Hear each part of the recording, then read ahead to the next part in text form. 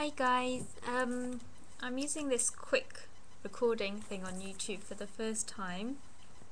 I know I've got a lot of time on this, but I've been trying to record from my camera and it's been absolutely awful.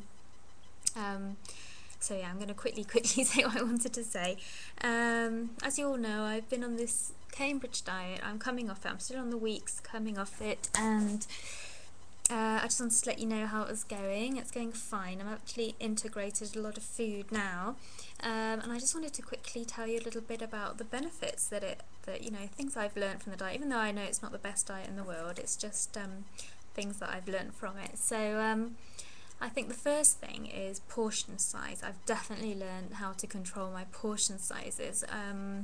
I guess a good example is, obviously isn't raw held but anything, but for example in the past when I used to eat baked beans on toast, it's a really British meal, look it up, I would usually have a whole can, like the big cans of beans, on 2 pieces of toast, and that would be one meal easily.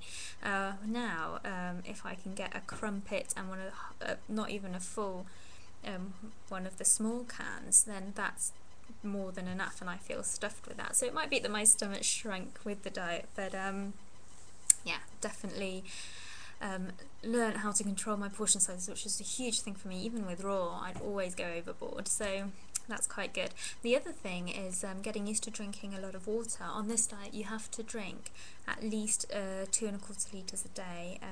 That's quite a lot, but I'm easily getting through that and more most days, so that's definitely good. Your body does, you get used to drinking the water, I tend to have a litre bottle on my desk at work, so those, slowly go down and I refill them, so that's great. Now the other one, I'm not sure, I'm a bit confused about, but it's basically about the amount of protein that I should be having.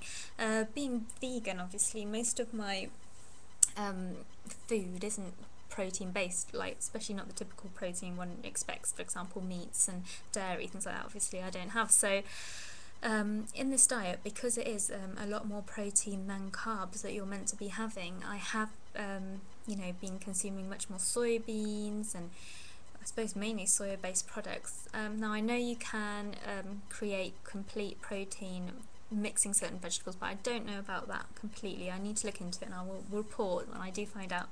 But I know there's also other theories, such as, for example, I know that lots of vegans, especially when I was looking at veganism, I heard a lot about, that meat eaters actually eat way too much protein and it's not the right protein. And so, I mean, it's definitely something I've always been a bit confused about. I need to look into more, but, that's something that I think probably I am not consuming enough when I was on the raw, but if anybody thinks different, let me know. It made me look, I was looking at, I've mentioned her before actually, Tonya Kay. I love Tonya Kay. She's probably like my favourite raw food person at the moment. I've actually got her, I've subscribed to her videos, so go check her out in my subscriptions. She's a raw foodist. She has been for quite a few years now. She's also an artist. She's from America, and she's like amazing person, amazingly happy person. There's loads of interviews on all the podcasts I'm always talking about. I need to do another video on podcasts actually, but there's lots of interviews with her. She looks amazing. She's very physically active because she does dancing and stomp, and she does things with weapons and things. She's quite cool, and I don't ever. She does talk about raw food and things like that, and I've never heard her really, talk about the issue of protein. So if anybody has got an interview or anything where she does talk about that, let me know.